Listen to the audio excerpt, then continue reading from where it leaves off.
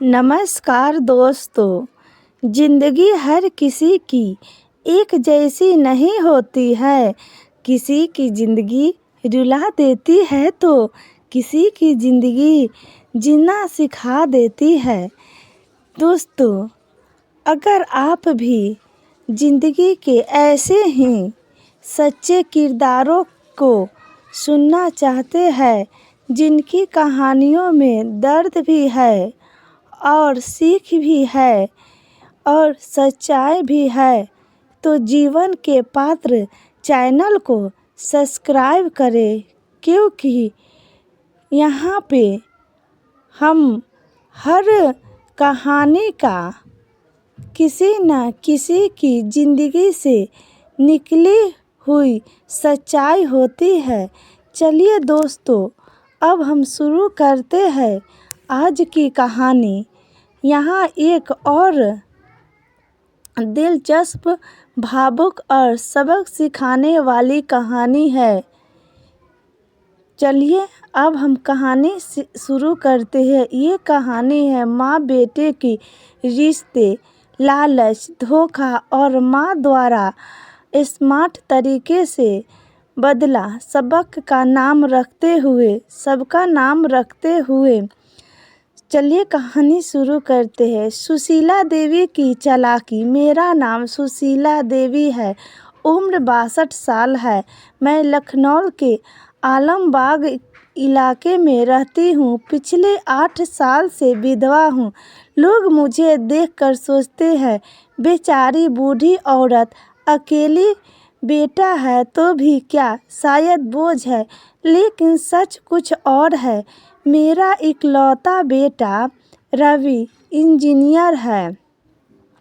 हैदराबाद में अच्छी जॉब करता था। शादी के बाद उसने मुझे कई बार कहा, माँ तुम अकेली क्यों रहती हो, मेरे पास आओ। मैं हर बार मुस्कुरा कर टाल देती, क्योंकि मुझे पता था उसके मन में क्या चल रहा है। सबसे पहले थोड़ा मेरे पति स्वर्गवासी रहे थे, सरकारी इंजीनियर की। उनकी मौत के बाद मुझे पेंशन और LIC से कुछ फीस किया गया पैसा मिलाकर 65 लाख रुपए मिले। हमारा पुराना घर आलमबाग में 120 गज का प्लॉट, जिसकी वैल्यू अब 1,20,00,000 के आसपास है। रवि को लगता था कि मैं बस पेंशन पर गुजारा कर रही हूँ। उसे कभी पता नहीं चला कि मैंने ये सारे पैसे कहाँ रखे हैं। मैंने तो बहुत पहले ही सब कुछ प्लान कर लिया था। मुझे सिर्फ 4 या 5 लाख रखे, जिसके से घर का खर्च चलता, ताकि सारे पैसे मैं अलग अलग डिपॉजिट में डाल देती थी। अलग अलग बैंकों में अलग अलग नामों से मैं पैसा वो फिक्स कर देती थी। घर के असली पेपर बैंक के लॉकर में रखा और एक डुप्लीकेट सेट मैंने एक पुराने दोस्त वकील के पास रख दिया था। रवि की शादी हुई पूजा से। पूजा बहुत अच्छी लड़की थी, लेकिन रवि और उसकी माँ मिलकर कुछ और ही प्लान कर रहे थे। रवि हर महीने फ़ोन करता, माँ पैसों की ज़रूरत है, बिजनेस में इन्वेस्ट करना है, घर लेना है। मैं हमेशा कहती, बेटा मेरे पास तो बस थोड़े बहुत है, जो है वे तेरे लिए ही रखा है। धीरे धीरे उसका रवैया बदलने लगा, फ़ोन कम होने लगे।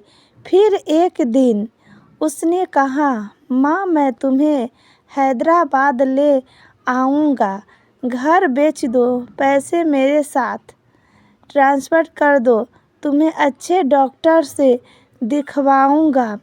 अच्छा खाना मिलेगा। मैं समझ गई असली खेल शुरू हो गया। मैंने कहा, ठीक है बेटा, लेकिन पहले तुम आओ, देखो घर। रवि आया, साथ में पूजा और उसकी माँ भी। तीनों ने घर देखा, प्लान बनाया। रवि ने कहा, माँ, पेपर दे दो, मैं रजिस्टर करवा दूंगा।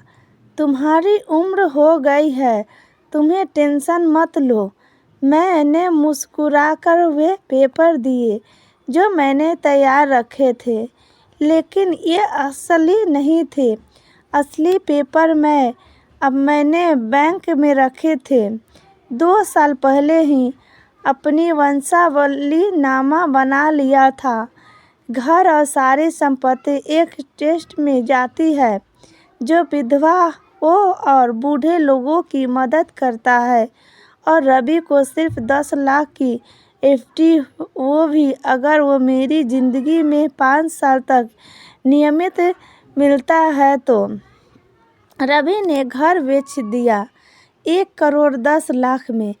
पैसे उसके अकाउंट में आ गए। वो खुश था। मुझे बोला, माँ, अब तू मेरे साथ चलो। मैंने कहा, बेटा, पहले तुम अपनी नई ज़िंदगी इंजॉय करो, मैं थोड़े दिन बाद आऊँगा। फिर एक दिन उसका फ़ोन आया, माँ, मैंने घर बेच दिया है, पैसे मेरे पास है, अब तुम आ जाओ। मैं हंस पड़ी। फ़ोन पर ही कहा, बेटा, बहुत अच्छा किया, लेकिन वह घर मेरा नहीं था, वो मेरे भाई का था जो सालों से कोर्ट केस में था। पेपर मैंने इसलिए दिए क्योंकि मुझे शक था, और असली घर के पेपर मेरे पास है। रवि रक्त-बंद बोला, माँ, ये क्या मजाक है? मैंने कहा, मजाक नहीं, सबक है। और हाँ, जो पैसे तूने मेरे अकाउंट से निकाले थे वे भी सिर्फ 4 लाख थे, बाकी सब सेफ है। और तेरी सिग्नेचर फौजरी का केस मैंने अभी नहीं किया, लेकिन अगर तूने माफ़ी नहीं मांगी तो हर कर दूंगी। उसके पीछे खरीदार लगा। खरीदार ने धोखाधड़ी का केस किया। रवि की सारी कमाई फ्रीज। पूजा की फैमिली ने शादी के बाद ही उसे छोड़ दिया। रवि रोता हुआ मेरे पास आया, माँ, मुझे माफ़ कर दो, मैं गलत था। मैंने सोचा तुम अकेली हो, कमज़ोर हो। मैंने कहा, बेटा, कमज़ोर वो होता है जो लाचार लालच में पड़ जाता है।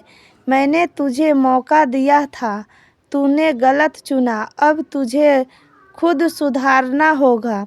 आज रवि हैदराबाद में छोटी सी जॉब करता है, धीरे धीरे खरीदार को पैसे लौटा रहा है। मैं उससे बात करती हूँ, लेकिन घर में आने की इजाज़त नहीं है जब तक वो पूरी मेहनत से पैसा नहीं चुका देता। मैं अब भी अपने घर में रहती हूँ, छोटा मोटा ट्यूशन चलाती हूँ, बुजुर्गों को फाइनेंशियल प्लानिंग सिखाती हूँ। कहती हूँ, संपत्ति बच्चों के नाम करो, लेकिन कंट्रोल अपने पास रखो। वसीयत लिखो, ट्रस्ट बनाओ, और सबसे ज़रूरी, खुद पर भरोसा रखो। तो दोस्तों, ये थी सुशीला देवी की कहानी। अगर आपको पसंद आई तो बताइएगा कमेंट में, मैं आप कहाँ से है, और क्या आपके आसपास भी ऐसी कोई सच्ची कहानी हुई है। अगली कहानी के लिए तैयार रहिए। तब तक अपना और अपने माता पिता का ख्याल रखिएगा। कैसी लगी ये कहानी आपको, और मेरे चैनल को सब्सक्राइब ज़रूर कीजिएगा। तब तक ले फिर नेक्स्ट वीडियो में मिलते हैं। धन्यवाद।